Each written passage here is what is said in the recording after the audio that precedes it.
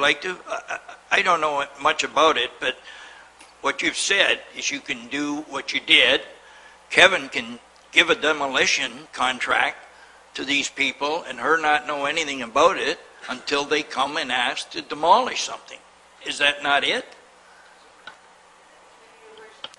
Through you, Your Worship, it's when they need to get a building permit, and if they don't comply with the zoning bylaw, that I get involved through the minor variance process. So while the demolition wasn't an issue at all, it's when they needed to get their building permit to build their new dwelling, they didn't have a decision from the Committee of Adjustment that would allow them to get a building permit, because the decision was for an addition to their existing dwelling, as per the drawings they submitted to us and as per their application form for minor variance to us, and the email correspondence that I had with them as well. But yet in advance of that, they were able to get a demolition permit to go ahead and demolish it. But then you're saying then they had to come back because none of us knew that there was going to be a new building other than the building department. Is that right? So therein lies, maybe we have to kind of tie it together a little bit, I think, to understand that every file, we do this with other things, every file is bicycled around every department on certain things. I would suggest that we have to do this with our decisions as well, so that every department knows what's going on. Does that sound like it makes sense? Through you, Your Worship, we do circulate the departments, and we do circulate the decisions as well. And I think that's how it came to our attention when Isabel was speaking with Paul of the building department. That's how we found out that there was actually a demolition permit. And we were trying to correct that problem for the applicants as quickly as we could. Just a couple of things I'd like to say. The gentleman mentioned there was never, the word demolition was never mentioned. You said 5 minutes ago, sir, when your meetings with Heather. So obviously, she knew nothing about it. Like, I don't know what happened months ago when you were in contact with Heather, but you made the statement here that the word demolition was never mentioned in the meetings with her. So obviously, she knew nothing about the building coming down. All she ever knew was there was going to be an addition, and that's what you said. You put in for an addition to your present building. Now, I would just ask Heather, can you read the email that you sent to the gentleman? Like the one I think you know that I'm referring to. Not like 8 months. We've talked about this for 8 months, and we still don't know what's going on. I find that hard to believe. And not from our side. Not from our side of the story.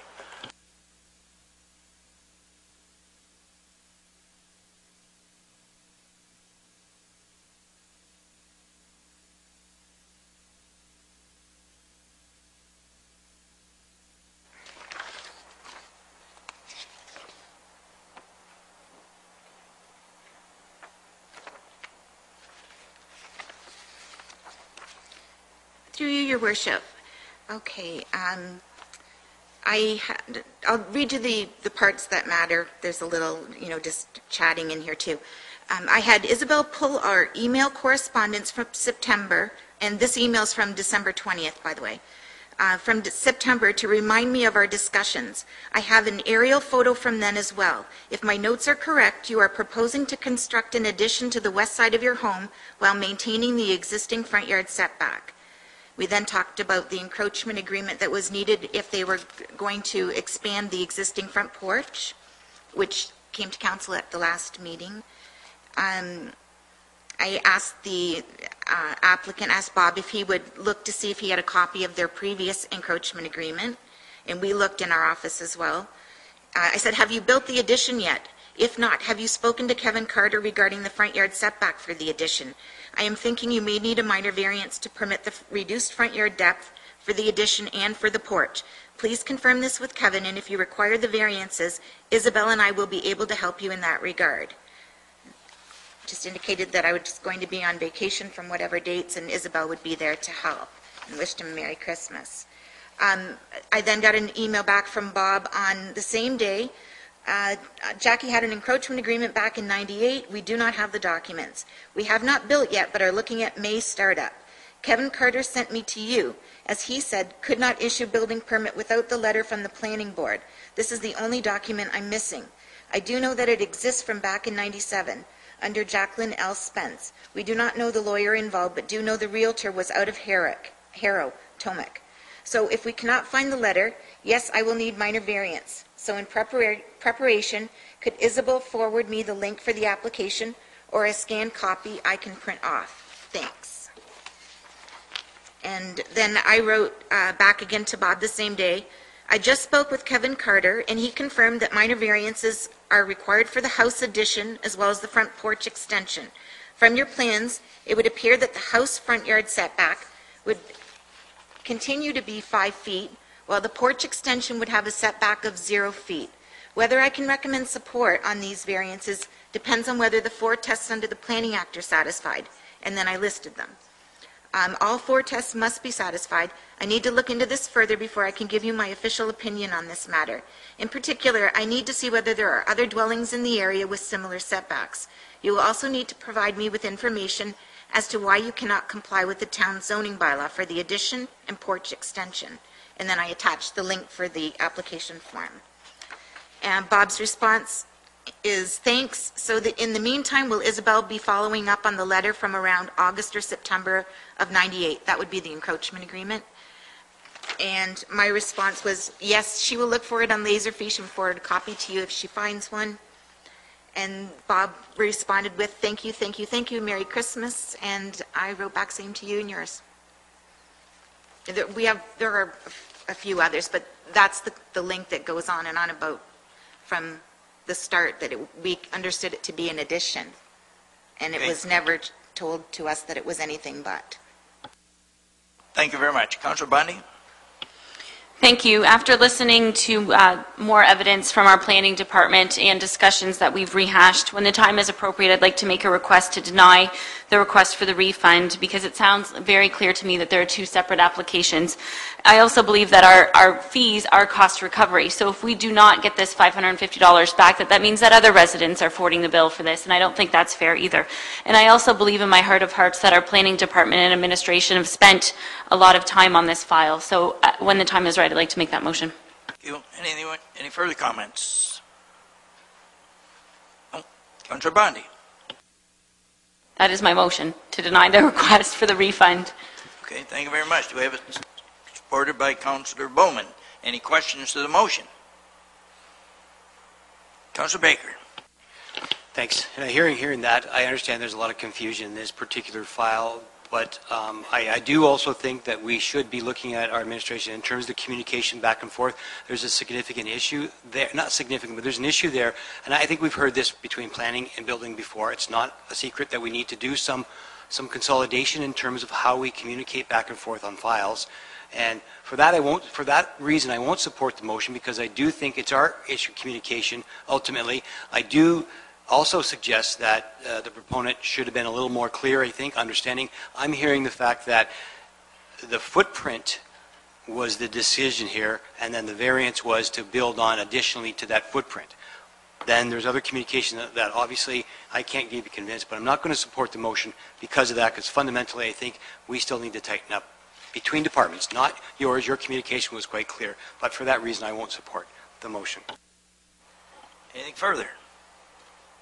Councillor Scott? So I was going to recommend splitting the fees. That's what I thought, because I'm confused. I think a lot of other people are confused as well, and I'm sure the gentleman was confused. But at the same time, we did execute 2 variances here, and I know the amount of work that goes in with this. And let it be known in the report, too, we've raised our fees to, what, $900 now for this. The fact is, because this is time-consuming on our administration's part. So I'm going to support Councillor Bondi in this respect, but you know, we can always work on communication and customer service. I think we're getting better at that, certainly. But I do know that something like this, after reading the report, hearing the arguments, the amount of time, energy, and effort that goes into this probably far exceeds whatever that minor variance permit is. So I'll support that. Thank you, sir. Anything further? All in favor of the motion? Opposed? Thank you very much. Thank you, sir. Okay, Fire Department report number 14-03, replace the swivel base 90-foot platform truck. Councilor Bowman? Ordered by Councilor Bundy. Any questions? Deputy Mayor Malash. Thank you, through you, your worship. The cost of this, Donna, is totally covered with recoveries from other operational costs within the fire department? Through your worship, yes, for the chief, we did look at the salary savings as a result of the fire chief, or the deputy fire chief, and as well as the inspector, and those more than offset this cost. Yes, sir. I see Chief Pilon here, so I've got a question for him. So is this something that we didn't realize that we had to have done? Through you, Worthy Mayor, yes, it is. We did not anticipate this time. We've had this unit for about 4 years now and relatively new to our operations. It just come to light about 2-3 weeks ago when we were actually operating and one of the actual pins broke. And then we inspected it and we found that there is wear in the plate and the whole elevating device wants to basically jump off its mooring. And if that did happen, there would be very extensive damage, probably in the range of maybe $50,000, $60,000. So at this time, we were able to catch it before it got any worse, and we've investigated, and this is the repair that's required. Thank you. Anything further? Councilor Baker? Just a question on budgeting and stuff like that. I mean, we're looking for savings here to pay for this based on some savings we had in the department. Do we not have reserves or life cycle? Do we life cycle our equipment so that we can look at these unforeseen expenses? What kind of buffers do we have for that, other than having to look for, because we're saving because of the fire chief's wages won't be covered for the whole year. So how do we cover that? Through your worship, in 2014 budget was the first year that we actually started to try to set a little bit aside for life cycle of assets. And we didn't set a whole lot aside. This would be a very big chunk of what we did set aside. Something like this that is unforeseen, I mean, if we had those reserves, it would be great, but we didn't have those for the fire department. This is actually the first year that we've started. And rather than deplete the first year's reserve contribution, we felt it was it made more sense to take savings in operations and apply those against this cost. Okay, thanks. So obviously, moving forward, we now have some kind of a life cycle approach to putting money away for unforeseen expenses? Through your worship, it's not generally for unforeseen, it's for life cycle, the planned life cycle, which could obviously cover some unforeseen.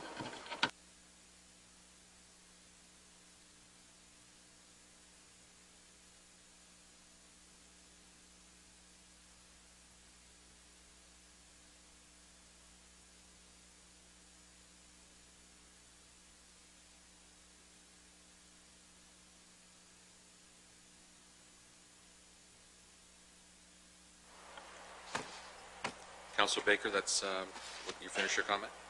Okay, thank you.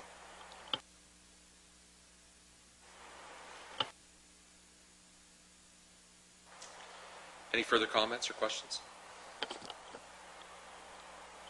Councilor Baker? Moved by Councilor Baker, supported by Councilor Scott.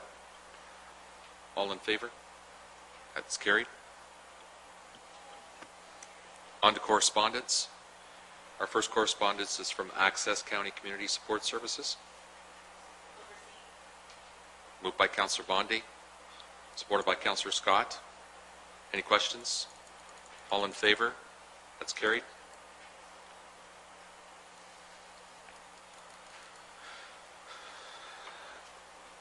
Next correspondence is for Committee of Adjustment agenda. Councillor Baker. Your acting worship, to Heather. Heather, I know we've had a scheduling issue maybe for tomorrow night. Has this been resolved? Because I will not be able to make it. Through your worship, we do have a serious problem. We do not have a quorum. And first thing, I just actually got an email from our chair this evening, and the meeting needs to be canceled and rescheduled. He's suggesting that the applications that are on tomorrow's agenda be put on the October agenda. I'm going to contact each applicant to make sure that there are no problems if they were to wait till October. If there is a problem, we'll have to try to schedule a separate special meeting, and we do need to give public notice from the start. So for consent applications, that's 14 days, and minor variances, it's at least 10 days. We usually give it all 14 days, though.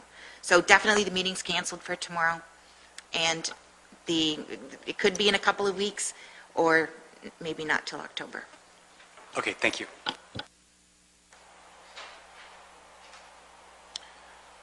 At this point, I believe we still need a motion to adopt the agenda, though, for whatever date you're going to have it, or do we just want to bypass this?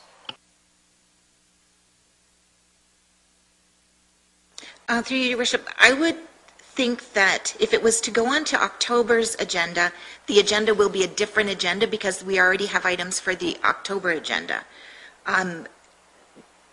I guess I would probably just hold off for now unless there's a need to deal with it. So we'll remove that from the agenda then, just strike through it.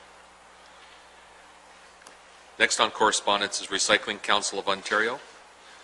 From October 20th to 26th, there's 2014's Waste Reduction Week. And based on the correspondence, we're being asked by Joanne St. Goddard, Executive Director of the Recycling of Ontario, to participate in the environmental campaign that builds awareness. What's your wishes, Council? Councillor Bondi? Receive and support? Okay. Additional comment, if I may?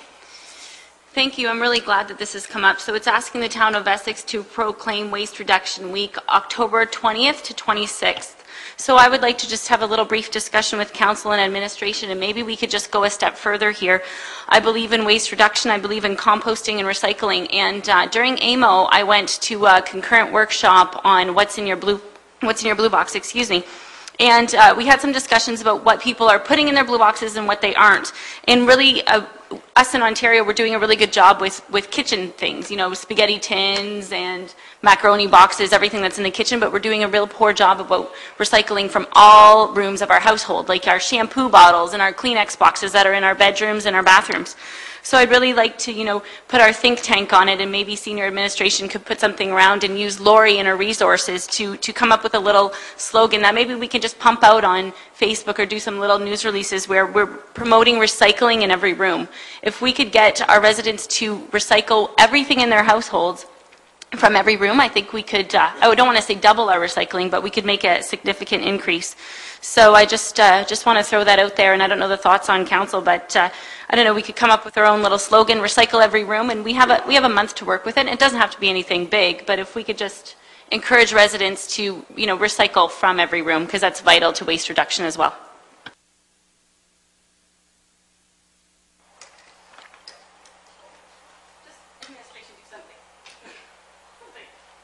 Any other comments? Do you have a particular suggestion to who in administration, or who are you pointing it to? I think, you know, Doug and Russ and Donna and Lori can just throw something out there. Maybe Chris, you know, Chris, Heather, Ed. I'm sure Ed's, you know. I trust that administration could just do something little, just to get our name out there, that Essex clearly supports waste reduction, right? Our municipality, we've done a lot in community services. We have recycle boxes everywhere. So let's, you know, throw the challenge out there to the residents. What are you thinking, Baker? How about reduce, reuse, room to room, something like that, right? What do you?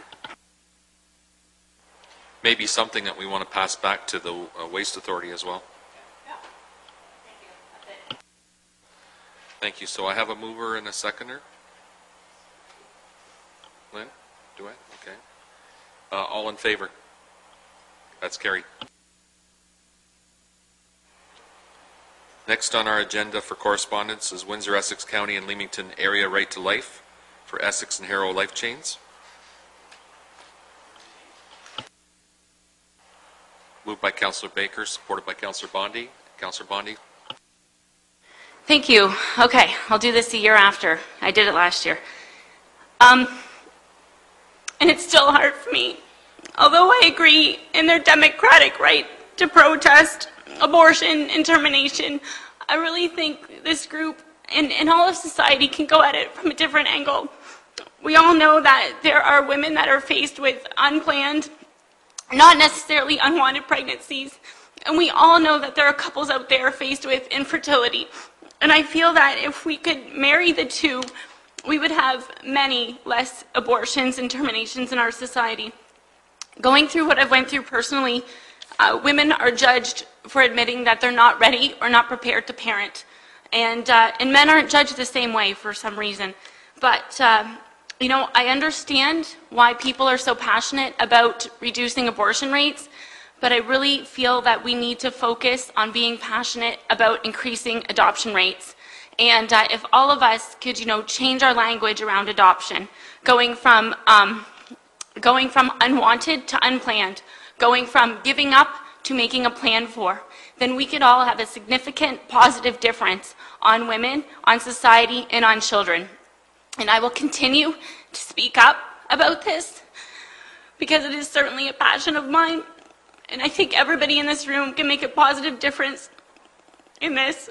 And I just want to let everybody know that, that adoption is such a beautiful option. And if I could sit with each and one of you and tell you my story, you would not judge anybody that's ever made an adoption plan ever again in their life.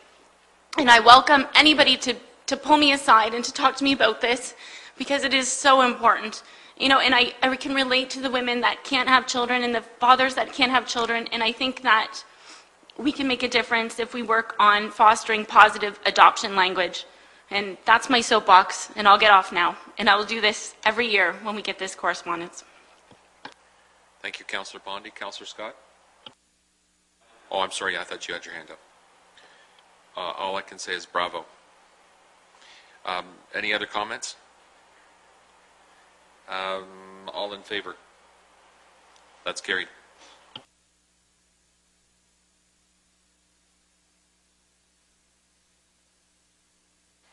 We are now on to committee meeting minutes. We'll start off with the Personnel Committee meeting of September the 8th.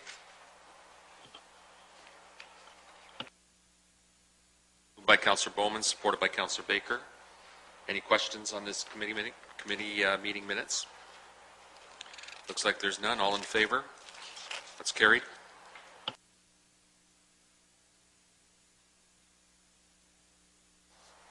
We have another Personnel Committee meeting. Sorry.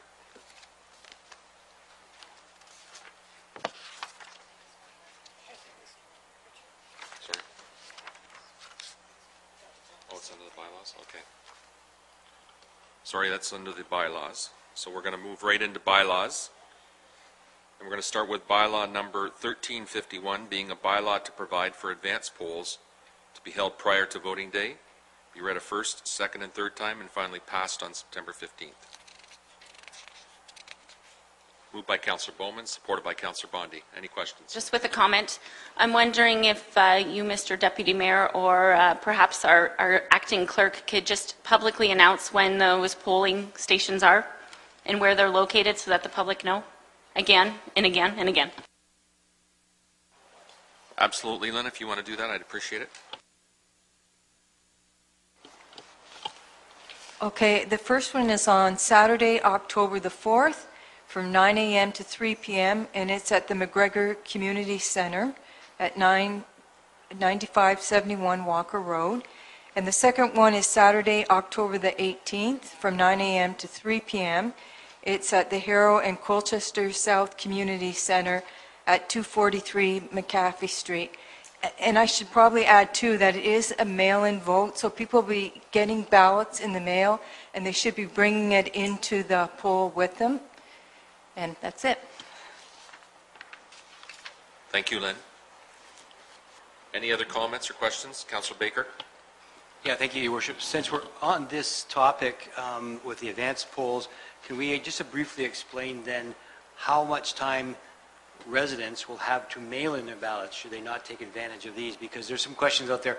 when's the last day they should be able to mail it in so it makes it for October 27th? Do we have that answer? So when's the last day they can mail it in?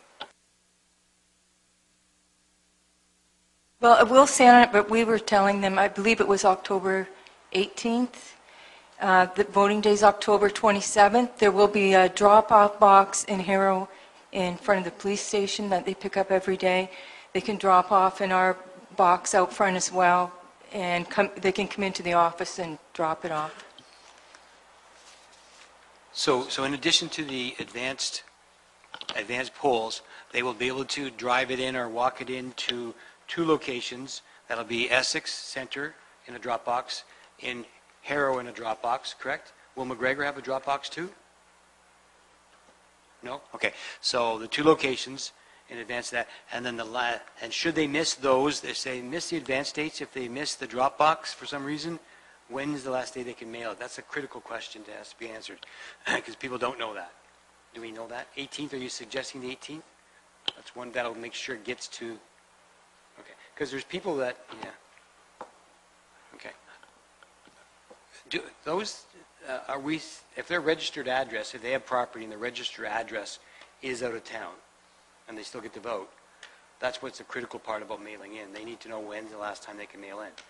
Does that even mean out of town as well? It'll ensure getting to the ballots by the 27th?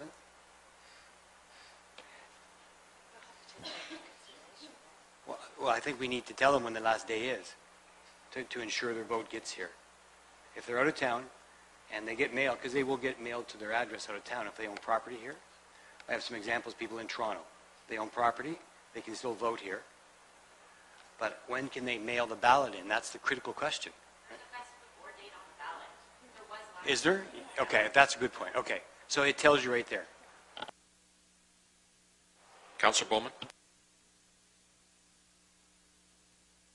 I just point out that we don't have any control of it. It's basically Canada Post that controls how long it takes to get from A to B. And it's basically on the voter's responsibility to make sure it gets there on time if there's doubt. Because obviously if it's being sent from outside of Ontario, it could take several days longer than it would in the local system. So that's something that the individual has to determine on their own. And I mean, they obviously can consult with their local post office to see how long it's going to get, because I'm sure they have some guidelines, but even there, we all know that those guidelines sort of go out the window from time to time. Absolutely agree with you, Councillor Bowman.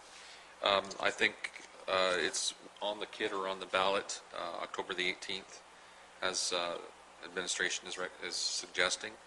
And if you believe that you're in an area where it's going to take longer, then I think it's up to you to make that decision to send it in earlier. Any further comments or questions? I have a motion. All in favor? That's carried. Under new business on the agenda, we have an item for Councillor Vokes, but we'll postpone that until he's in attendance, hopefully for the next meeting. We have a couple of other items that were added to the agenda. Sorry, I missed another bylaw here. Bylaw number 1355. It's a bylaw to confirm the proceedings of the September 15th, 2014 regular meeting. That's a pretty important bylaw. Moved by Councillor Bondi, supported by Councillor Scott. All in favor? That's carried. We do have another couple of items under new business, I believe. Lynn, did you want to read those off? The first one was by Councillor Baker regarding the flooding issue. Thank you. Through your acting worship, I know many of us and everybody's heard about the recent flooding to primarily areas in Essex Centre itself that were really significant. There's been a number of residents, of course, in the Oak Street area, in Tully Meadows, in Stanton that I know of, also in Kimball, that have received flooding, and I know that administration has been receiving calls and they're tracking the calls. I guess the question moving forward is that, and there's some residents that are kind of asking, taking it upon themselves to even do a survey amongst their their neighborhood to help administration collect some data as to how many times that they've been flooded, when was the last time they were flooded, and things of that, so that you have the data. I guess what I'd ask administration is, and Chris, you've been working on this quite a bit, what would be the course of action right now in terms of finding out what our next steps are to do? And then I have a couple other questions as well. Through your worship. Yeah, as Councillor Baker noted, I've been discussing heavily with quite a few residents over the last few days, both staff and you know, they've been taking the calls. I've been returning as many calls as I can because I think it's important to touch base with these people in this. It's really not a fun process, anything about it. You know, A, the flooded basement, B, dealing with insurance. All those things are really unfortunate, and I can really sympathize with people. But as the mayor had previously said before, it's important that people call town hall and at least give us their info as far as their address and name and number, and then if they can identify where the water was entering their house, as far as we're trying to identify if it was through floor drains or through the sump pump failures. The more pieces of the puzzle I have, the better picture I can paint. You know, if I only have one person call from one street, it kind of looks like an anomaly, and then I find out later, well, there's 10 people on that street that flooded. So I can attempt to look for other factors or other issues aside from the biggest one, which is the extraordinary, immense amount of rain we got in the short amount of time. We got in Essex probably close to 5 inches in an hour and a half, which is unheard of. I know a lot of these homeowners that I've talked to. You know, we have some areas that flood more often than others. A lot of these homeowners I'm talking to, you know, they've been in their house 20, 30, 40 years, never seen a drop of water, and all of a sudden they've got, you know, 8, 9, 10 inches of water in their basement. I can tell you, you know, I was out that night, streets were flooded. Streets are supposed to flood. You know, when it rains that intensely, the pipes are only big enough and can only take so much water away. So the course of action for the water is to surcharge on the street. That's what we wanted to do. The majority of issues we're seeing are water entering people's homes through their floor drains, which means then the rainwater is getting into the sanitary system. The sanitary system is in theory supposed to be a closed system and not affected by the rain. Now, that's in theory. In practice, it's not true. These systems aren't watertight. There's always some amount of what we call inflow and infiltration. So that rainwater gets there through, the system itself, either through pipes, through cross connections, or through illegal connections that people have made as far as connecting their sump pumps to the sanitary, because normally that's the easier way for it to go. The entire system, both storm and sanitary, was completely surcharged September 10th. I know at the Essex Pollution Control Plan, I've gotten some of the data back today. By 6:30, all 3 pumps were running at 100%. We were pumping as much as we could. So it has nowhere to go but back up the pipes, and unfortunately, in these instances, it seems like back into the houses. So what I'm trying to do is gather that information and data and see if there's pocket areas where, is elevation an issue? Are basements dug too deep? Are there issues for the homeowner to take care of? Are there issues for us to look at for these extreme events? Barring that, are the costs to fix these things? These storms don't come that often. They seem to be coming more often than not. But the costs to deal with a storm of that nature are exorbitant to have a system that treats. So it's not only Essex Center, it's McGregor Center. We had an issue in this storm, and similar issues. Again, homeowners that haven't flooded and that are flooding through the sanitary, so those systems are surcharged. We're going to reach out on request of Councillor Meloche from a previous council meeting to Amherstburg to see if we can have an information session with their council and their residents to discuss these issues and educate. In addition, once I get some of these pieces, We also are currently doing a flow monitoring study within Essex. We've got a Stantec Consulting who's been doing that, looking at long-range planning as far as, we've got the northeast lagoons, we've got the sewage plant, what to do with those. Now is an opportune time, once we get these pockets of problem areas, as you noted, maybe we expand the scope of their consulting work and do some further investigation in some of these areas, maybe smoke testing, maybe some more cameraing, to determine if there's, like I said, other factors than the biggest factor at hand. In the end, and unfortunately, the amount of rain is definitely the biggest factor. Too much too soon, but we'll definitely look into seeing if there's other issues that are out there. Thank you, through your worship. Thanks, Chris. That's a good explanation. I know it's pretty taxing on everybody on this whole situation. And it's good the approach you're taking. I think the public wanted to hear what's our course of action in terms of doing that, which is great. Did you need any further direction from council to increase the scope of work with that report, or is that something you can do upon yourself to increase that? Through your worship, I don't think at this time. I can talk to them and see, depending on the estimated fees, I might be coming back with a one-page formality report for me to increase their scope. But I'll wait and see and determine what we have to do, and then come back to you guys. Go ahead, Bill. Thank you, through your worship.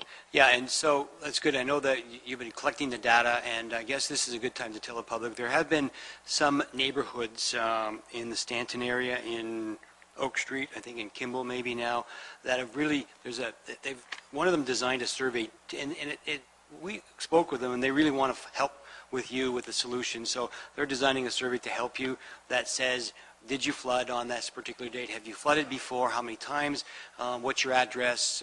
Where did it come in? So they've actually done this, and they may forward it to you, and maybe we could use that on our website as well. So it could be a survey that we could collect we'll do a Survey Monkey based on this. You then have the data, and you can really get this a lot sooner. So my next question then is through administration, through you, your worship, to Donna.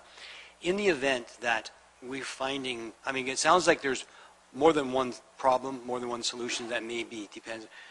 Where do we go on our end of it if we have to help and assist?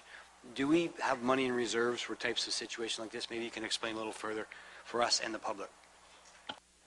Through your worship, the money that we have in reserves, we basically have for water and wastewater, is the major part of the funding that we have is for life cycle replacement. So in other words, as pipe is being replaced, we take those costs from that reserve. There is a general reserve in water and wastewater that also deals with new things that may need to, or new infrastructure that may need to be added. But again, those funds are limited. They're meant for the systems that they serve, so we have them separated by ward. And in the majority of the funds that we do have in reserve are for replacement of our existing infrastructure. As a follow-up to that, if I may, so should we find out that there are things that we need to do, does this also fall under now some application with the new funds? If the stormwater and wastewater, does that fall under those applications if we needed more money through the province? Through your worship, it could, but not in this intake, because the intake obviously is closing September 19th. In future, it would depend on the criteria that they provide for any future programs. I'm not sure what the criteria will be when they do announce any future ones. Thanks. That's all I really had. I just wanted to make sure, and I know Chris is working on a plan of action, so if you want, I can forward this to you, and maybe something that you could put on the website, because that would help you out with the data as well. So thank you. Any further questions? Councillor Bowman? I think it's been already mentioned, but obviously these incidents are happening more often as we move forward, and we're seeing bigger and more extreme storms. So I think it's something on the long term we have to look at. Short term, it's probably not going to happen, but long term we have to start moving towards being able to address these major storms as they come through. I mean, you can never do it completely, but probably be a little more proactive on it and make some adjustments as we go. As Chris alluded to, whatever we do is going to be horribly expensive. Thank you. Question to Mr. Nepsey as well. If we have a neighborhood coordinator calling in several addresses, does that work as well as each individual calling in? Yeah, that's fine. And I've talked to some people who've already gone out and polled their neighbors because they feel it's truly important to get the town the data. So by any means, however it comes, we'll definitely log it all and we'll take a look at it. So yeah, by all means. Very good, thank you. Councillor Baker? Just one last statement, I forgot to read this. So on the end of this survey, while residents are frustrated and there's an issue, the end statement on here was basically, as residents of Essex, we wish to become part of the solution. So it's a positive approach, as opposed to not being, they're saying, we want to be part of the solution, so we'll help you out. How do we move forward? So that's good. Thank you. Any further comments or questions? I don't think we need any motion on this. It was just a general comment, discussion. Lynn, was there something else under new business? Yes, that would be yours. Okay, thank you. I couldn't remember if there was a 3 or 4. Earlier today, we received correspondence from the Coan Park Board. They have their Coan Festival coming up on Saturday, September the 27th. They're asking us to purchase tickets. These are actually my own tickets that I have to sell. I've got all the information on here. There's a buffet served from 6 p.m. to 8 p.m. It's a steak and chicken dinner. There's also a ball tournament that particular day and a cash bar. They're asking the town, as they have in the past, to purchase 10 tickets to be used appropriately to who they feel want to deem necessary to go to the event. It would cost the town $150. And what's your wishes, Council? Councillor Scott? Make a motion that we honor that request. Moved by Councillor Scott, supported by Councillor Baker. The date is September the 27th, and dinner is from 6 till 8 p.m. Any comments or questions then? I might ask one question to Donna. Where would the money come from? Through you, Your Worship, basically that money has always come from council's miscellaneous expenses. They always have a contingency fund, and that comes from that. Thank you. So all in favor of that motion? That's carried. And is there any notice of motions? Seeing none, I'll ask for adjournment. Moved by Councillor Baker, supported by Councillor Bondi. All in favor? That's carried. Thank you, everyone.